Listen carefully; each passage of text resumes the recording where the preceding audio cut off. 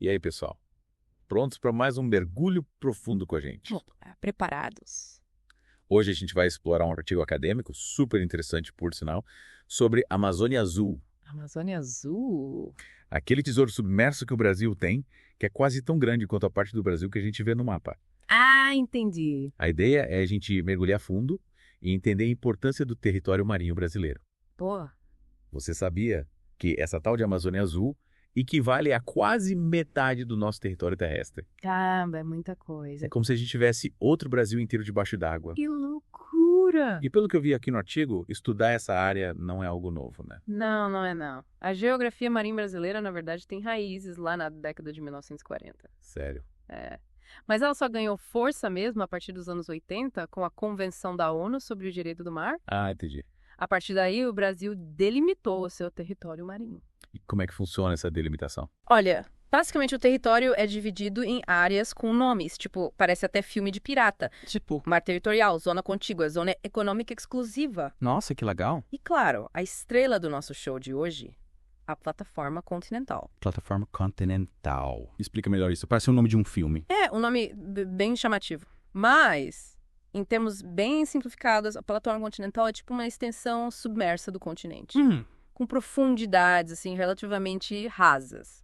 E é nessa área que a gente encontra a maior variedade de recursos, Tipo de recurso. tanto de vivos, como a lagosta, quanto não vivos, como os granulados usados na construção civil. Ah, entendi. Falando em lagosta, o artigo menciona a pesca desse crustáceo como um bom exemplo da relação entre potencial e limitação. Isso aí. Como assim? Tem lagosta de mais ou de menos? A questão é o equilíbrio. A pesca da lagosta, por um lado, é uma importante fonte de renda Ah, para muitas famílias e faz parte da cultura do Brasil, né? Principalmente do litoral. Mas, se a gente não tomar cuidado, a pesca excessiva pode acabar com os estoques de lagosta. e aí já era. Pois é. E aí prejudica todo o ecossistema. É por isso que o conhecimento científico, junto com o saber tradicional dos pescadores, é tão importante. E por que o conhecimento dos pescadores é tão importante? Porque eles conhecem o mar como ninguém. Eles observam os ciclos naturais, as áreas de reprodução, os melhores pontos de pesca. É um conhecimento passado de geração em geração que ajuda a entender a dinâmica do ambiente e a garantir a pesca sustentável. Nossa, que legal.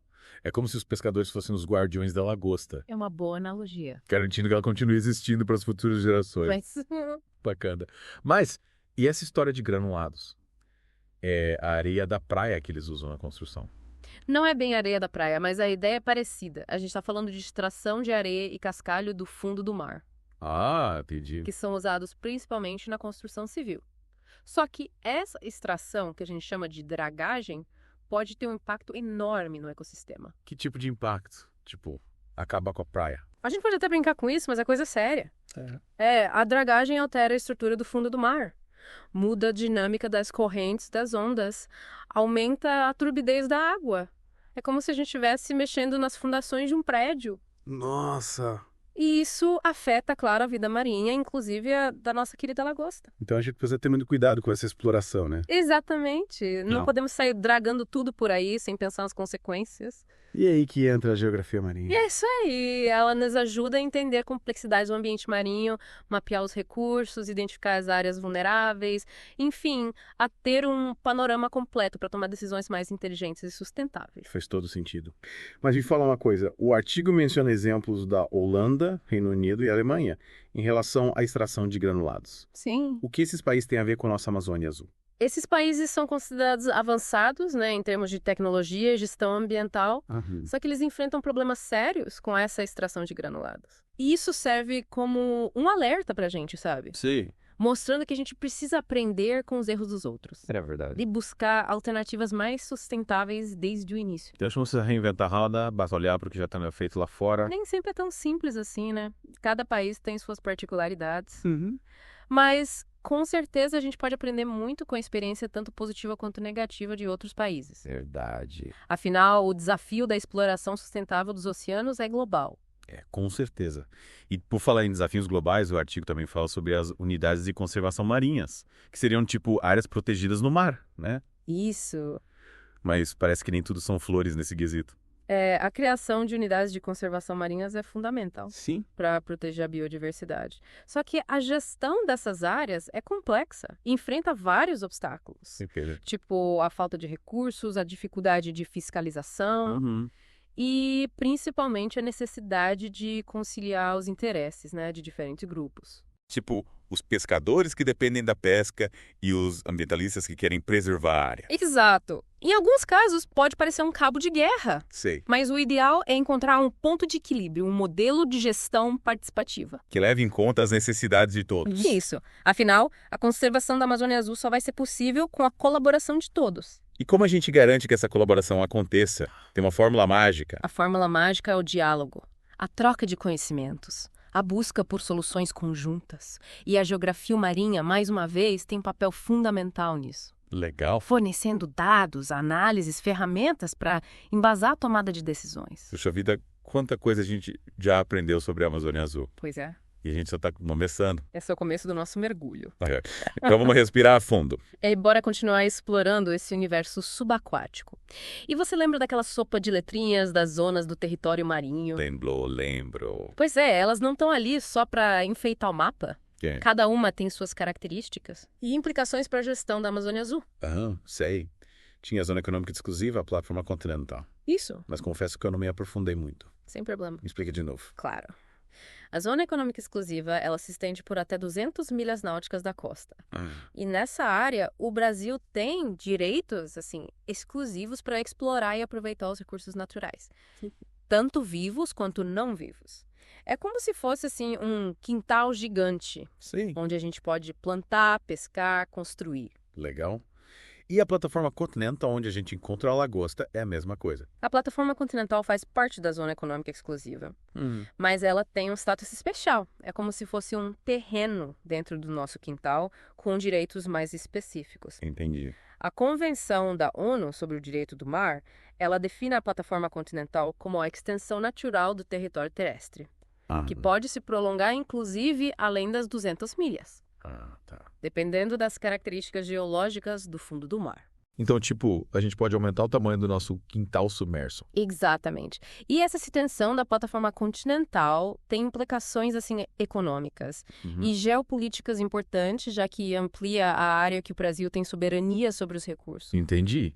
É como se a gente ganhasse um bônus no jogo da geopolítica marítima. Podemos dizer que sim. Legal. E essa é uma das razões pelas quais a pesquisa científica na Amazônia Azul é tão importante. A gente precisa conhecer a fundo a geologia do fundo do mar para delimitar com precisão a extensão da nossa plataforma e garantir os nossos direitos. Faz sentido. E, falando em pesquisa, o artigo que a gente está explorando também menciona a importância da gente integrar diferentes áreas do conhecimento para entender a Amazônia Azul. Sim. Tipo geologia, oceanografia, biologia. E até cultura. Cultura também. Para a gente entender de forma completa por que essa integração é tão importante. O ambiente marinho é um sistema complexo, com diversas variáveis interligadas. A geologia nos ajuda a entender a formação do fundo do mar. Certo. A oceanografia estuda as correntes, as marés, a biologia analisa a vida marinha. E a cultura nos mostra como as comunidades costeiras se relacionam com o mar. Então a gente precisa montar um quebra-cabeça gigante para ter a visão completa da Amazônia Azul. É uma boa analogia. E quanto mais peças a gente tiver, mais nítida fica a imagem. Verdade. E essa visão integrada é fundamental para a gestão sustentável da Amazônia Azul, porque nos permite entender os impactos das nossas atividades no ambiente marinho. Sim.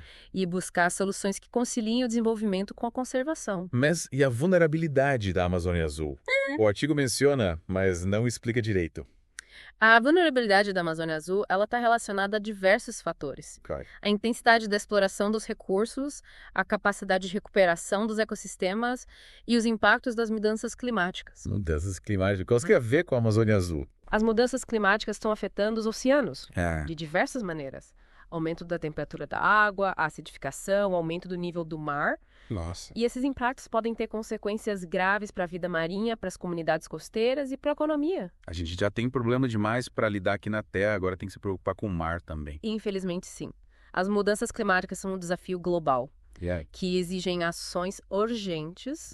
E a Amazônia Azul, como parte do sistema global, não está imune a esses impactos. E o que a gente pode fazer para proteger a Amazônia Azul das mudanças climáticas? Em primeiro lugar, a gente precisa reduzir as emissões de gases de efeito estufa. Certo. São uma principal causa das mudanças climáticas. Ah, Isso exige mudanças nos nossos padrões de consumo, na forma como produzimos energia e como a gente gerencia os nossos recursos naturais. mas, pô, isso parece tão distante da minha realidade.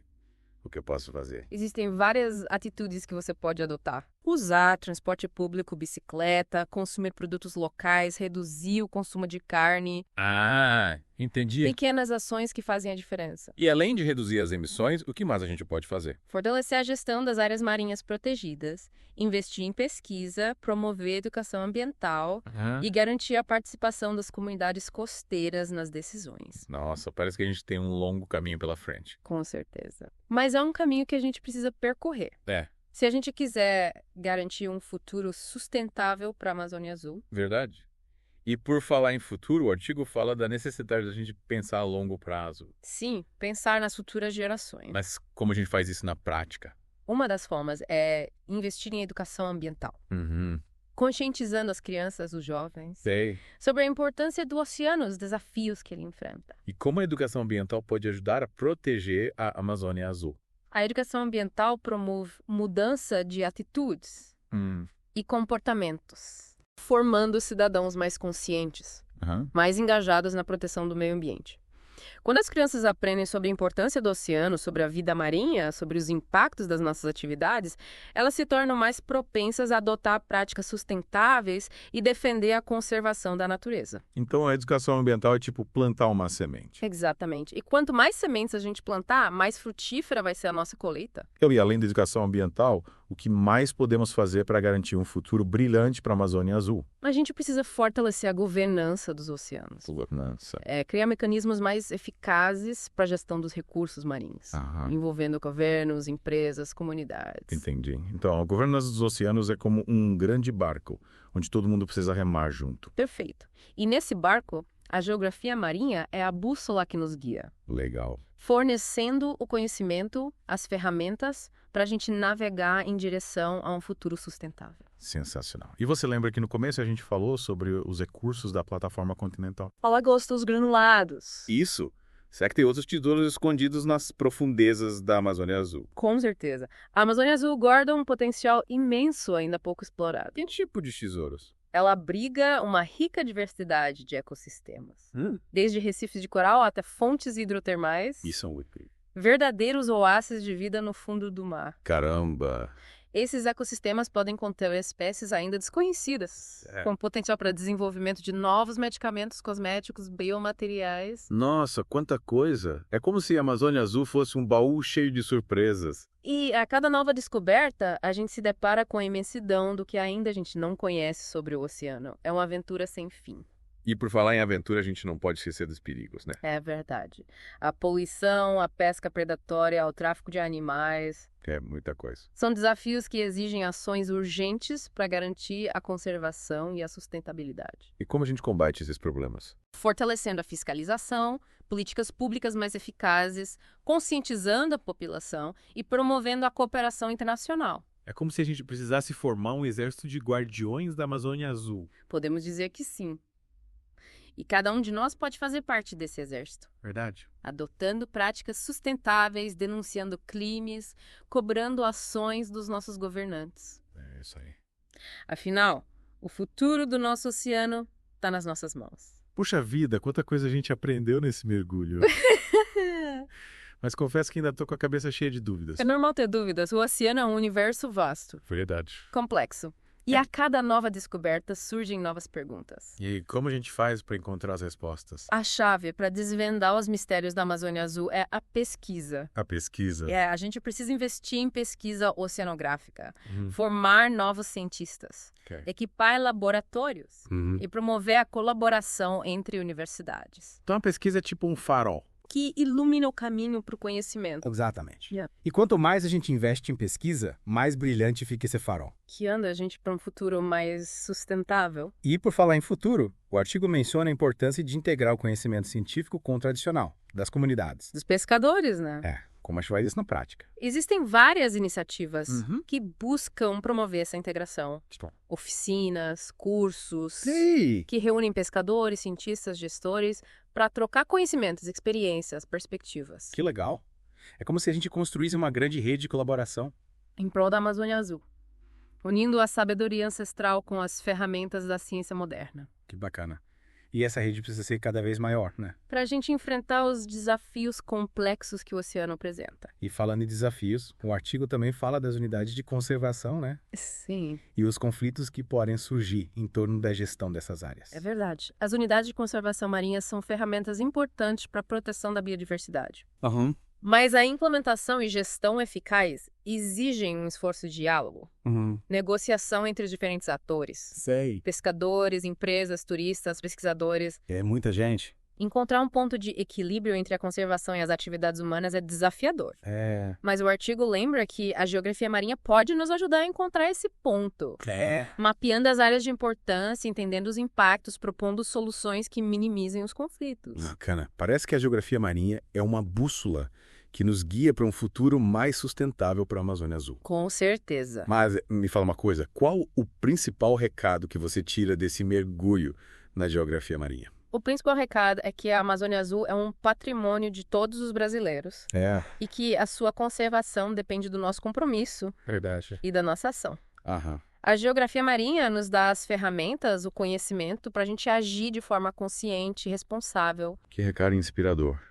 Para a gente encerrar, que tal a gente dar umas dicas de como os nossos ouvintes podem contribuir para proteger a Amazônia Azul? Boa ideia. Primeira dica, buscar conhecer mais sobre a Amazônia Azul, sua importância, suas riquezas, seus desafios. Certo. Segunda dica, reduzir o consumo de plástico. É verdade. Um dos principais vilões da poluição. E a terceira? Escolher frutos do mar de pesca sustentável. Boa. Garantindo que os estoques não sejam explorados de forma excessiva. E a quarta? Apoiar organizações que trabalham pela conservação da Amazônia Azul. Legal. Seja com doações, voluntariado ou simplesmente divulgando o trabalho dela. E a quinta? Cobrar dos nossos governantes políticas públicas que promovam a pesquisa, a educação, a conservação. Certo. O uso sustentável da Amazônia Azul. Isso aí. Afinal, o futuro do nosso oceano está nas nossas mãos. E você já parou para pensar qual futuro você quer para a nossa Amazônia Azul? Um futuro de exploração desenfreada ou um futuro de coexistência?